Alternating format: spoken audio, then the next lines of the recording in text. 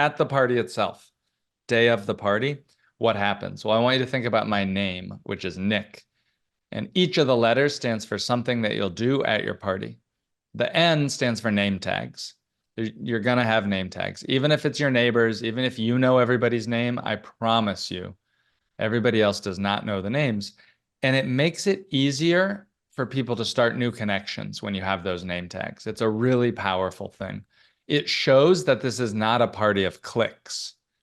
Because if you ever walked into a party and you're like, oh man, I don't know anybody Yeah. here, like what that experience is like, right? It's actually pretty intimidating, especially for introverts.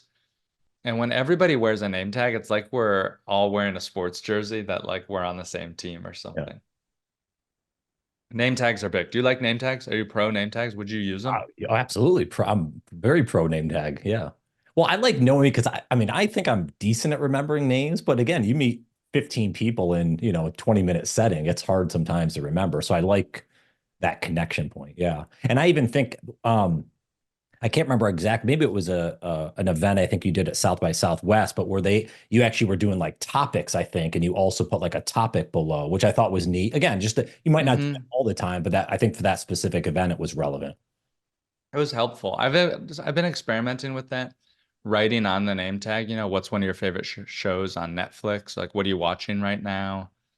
Or what's a hobby you like or something. That's advanced level, and I have thoughts on how to do that well, but just knowing that you'll have name tags and doing the name tags. All right, so that's the N, is you're going to do name tags for everybody. You're going to write them as the host, first name only, big block letters.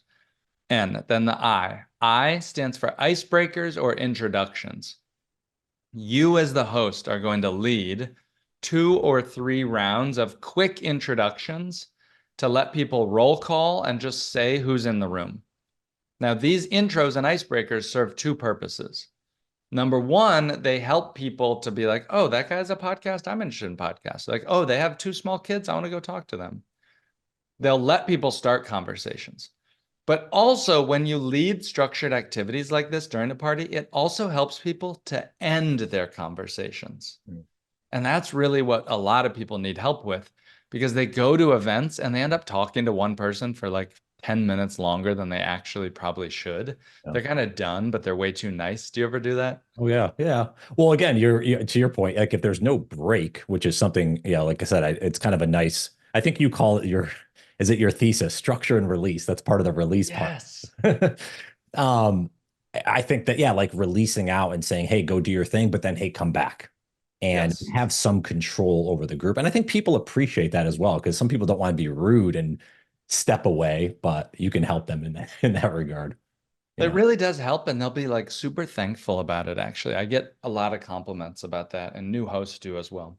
So that's the I. The I is for the icebreakers. By the way, there's a good icebreaker and there's a bad icebreaker. A good icebreaker at the beginning is simply something that doesn't take a lot of time to think about, is easy to answer, expresses a little bit about somebody's personality, and doesn't mostly cause the introverts to lock up. So you actually don't want a brain teaser icebreaker. You don't want like, ooh, what's the best icebreaker? Ooh, I'm really gonna get him with this one. I went to a friend's dinner like 6 months ago, and he had us all go around and say what our worst first date was or one of our worst dates. It's actually like a terrible icebreaker because we're talking about these negative memories, and it was just like a weird. I like doing something easy at the beginning. So I have everybody go around, say their name, say what they do for work, and then say one of their favorite things that they like to eat for breakfast. I know that might seem silly or childish, but I tell you, it works every single time because that icebreaker is easy to answer. Nobody locks up, there's no judgment about it, and it expresses a little bit about their personality. So at the beginning of an event where there's no rapport built up, that's when you really want to do something easy and simple. Mm. Later on at the event, you can do what I call a value additive icebreaker. An example of that is that, well, it's a question that when everybody answers, it makes the room feel smarter. So one of my favorites is like, what's one of your favorite purchases for under $100 or less? Could be an object or an experience. Or what's a great piece of media that you consumed recently, like a documentary, a book, a trashy TV show you binge watched, a YouTube channel. Just what's a good piece of media that you watched and you liked. I like those because they add value to the room. Everybody's getting new, cool ideas about new products, new books, new documentaries. And it means that they leave your party being like, oh, dang, I met so many people. I got so many cool ideas. That's the vibe, and that's what happens at these parties. So that's the N, that's the I. Yep. Do you have a thought? So is the icebreaker for the entire group, or is that also in like the small groups you might break up in? The If you icebreaker really is for the whole group. And I'm glad you asked because you have to run it fast. A good icebreaker is a fast icebreaker. And so you want to do it with everybody and do it fast. There's some advanced things where you can break people into smaller groups, but I want to wait and let people do 2 or 3 of these easy parties before we get into the more advanced stuff. Hmm. Well, and the one thing I want to know, because I think this could be really helpful for the first party, especially with maybe the introverts like myself. I love that. I saw a video you did. I'll post it up in the show notes where you had this real, and this is obviously you hosted so many parties, you've kind of learned this, but someone would come in, you would write their name in the name tag, and you'd kind of, talk with them a little bit.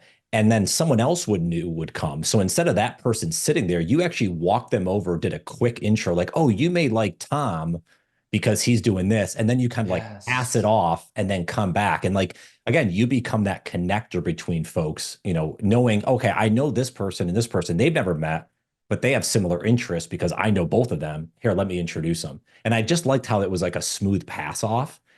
So you can go back and be the host, and then they can start feeling comfortable. They're not just standing there alone. What you're talking about is just being a leader of your gathering. And I think many people think, oh man, I'm a chill host.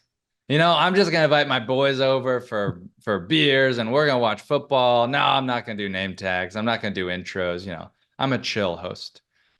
But at a party like this, where you mix your different friend groups, where you invite interesting people you've met that maybe you're not good friends with, you want to make it such a welcoming environment for them to meet other people.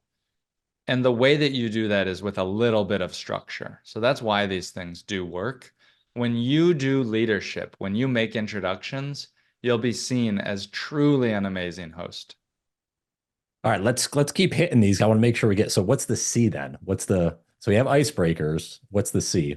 C stands for cocktails or mocktails only, no dinner parties.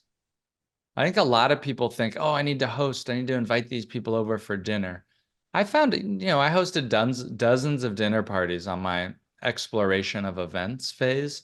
And I found that dinner parties were logistically very complicated with the ordering, the cooking, the arrivals, the dietary preferences, the conversation. I mean, it just was a lot, really. And it wasn't as flexible enough to allow me to still lead an event relatively stress-free. So I say the C in my formula stands for cocktails or mocktails only, no food, no dinner. Now you can do a little bit of food. You can do some appetizers, some nuts, some chips, some guacamole, things like that. But this is not a dinner party, and you're going to let people know, hey, this is a happy hour. No formal dinner will be served. We'll have light bites, but no dinner. Well, and that's the point I think of hosting it also later, right? The 7 to 9 p.m. time where most people are they're adults. They should be able to eat, get your stuff together, and then come on over. So it makes it That's the idea. That's the idea. Or you can host it before, in North Carolina where you are, it might be 5 to 7 is better and they can eat afterwards.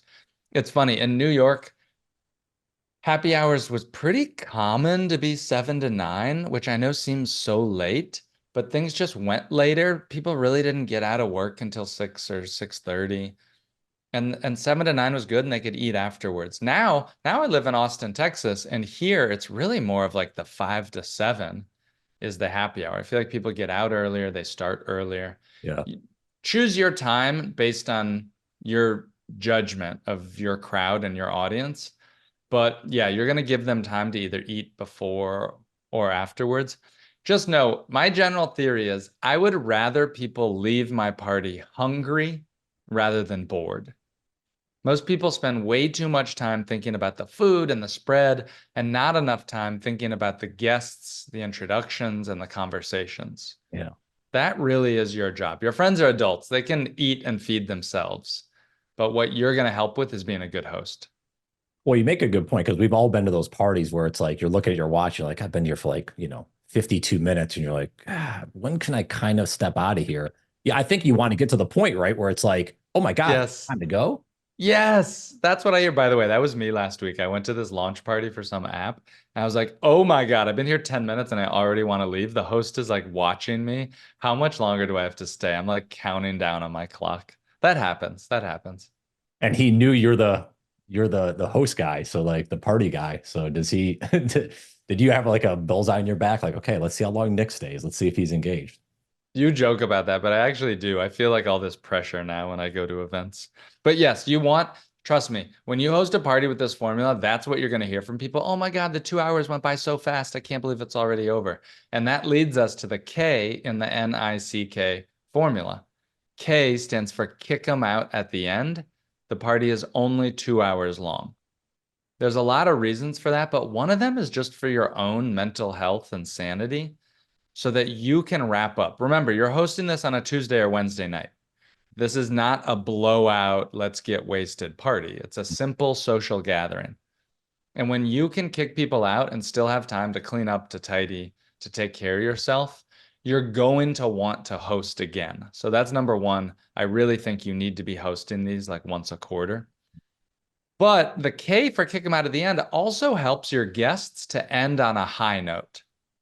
When you end it when things are going well, people are like, oh my God, that was amazing. Like I met all these people, I learned all this stuff, and now they kicked me out. I'm like going home on time. This is great. It's going to help you make it easier for people to come back to your future parties. Yeah. And that's the goal, right? You don't just want somebody to come once, you want them to come into your world.